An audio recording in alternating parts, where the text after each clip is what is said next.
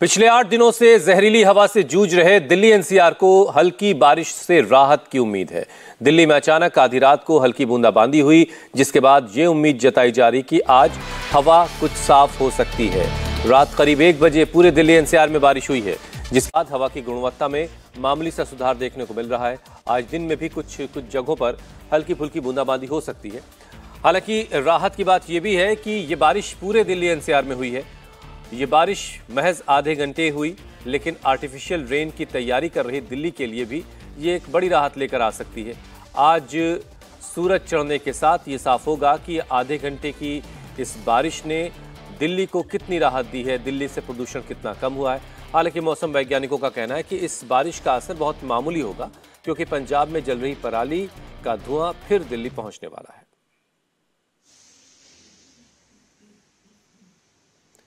तो ये 3 अलग अलग इलाकों की दिल्ली की तस्वीर है, दिल्ली, नोएडा और गाजियाबाद की। कमोबेश एनसीआर के पूरे इलाके में बारिश हुई है, हल्की फुल्की बूंदाबांदी हुई है, लेकिन इससे उम्मीद ये की जा रही कि हवा में मौजूद प्रदूषण कुछ कम हो सकता है, कुछ उसकी राहत की उम्मीद है। और ये देखिए, दिल्ली के जो अलग अलग बॉर्डर हैं उस पर मंत्रियों का जमावड़ा लगा। गोपाल राय पहुंचे, सौरभ भारद्वाज पहुंचे, कैलाश गहलोत पहुंचे, आतिशी पहुंची किसी एक बॉर्डर पर। और जो बॉर्डर से दाखिल होते हैं दूसरे सूबों की गाड़ियां दिल्ली के अंदर, उसका जायजा लिया कि कितनी सख्ती से इसका पालन हो रहा है, क्योंकि डीजल की गाड़ियों की एंट्री पर पाबंदी है। और यही देखने के लिए तमाम मंत्री दिल्ली के अलग अलग बॉर्डर पर पहुंचे।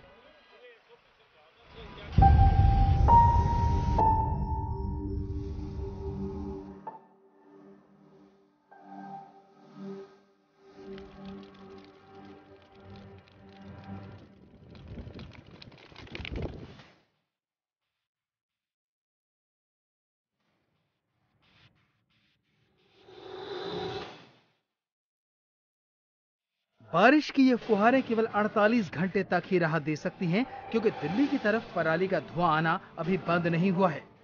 पंजाब में अभी भी पराली जल रही है और पछुआ हवाएं उसे दिल्ली एनसीआर की तरफ ला रही हैं। इसलिए बारिश की फुहार से प्रदूषण से कुछ राहत तो मिल सकती है।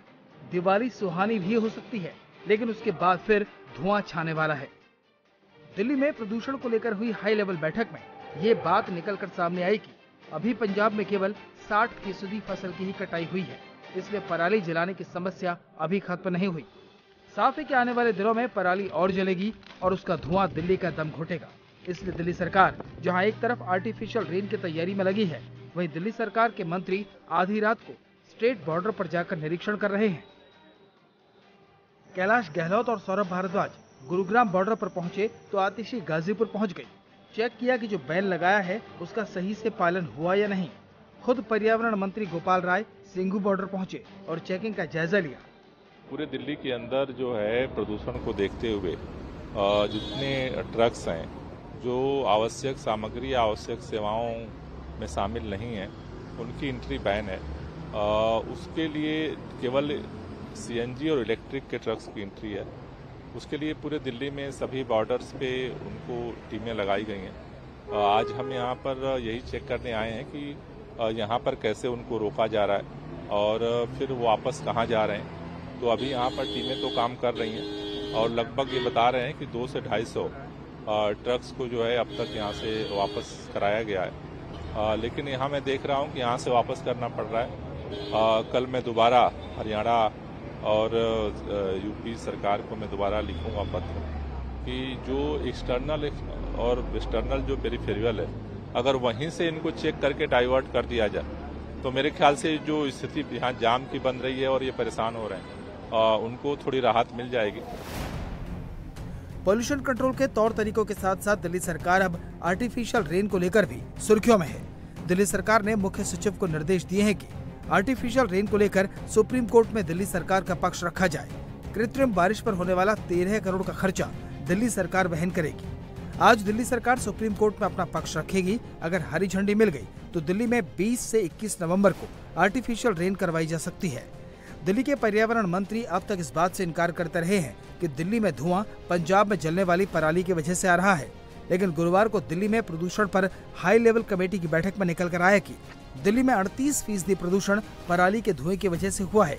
हरियाणा में 90% फसल काटी जा चुकी है, जबकि पंजाब में अभी केवल 60% फसल कटी है।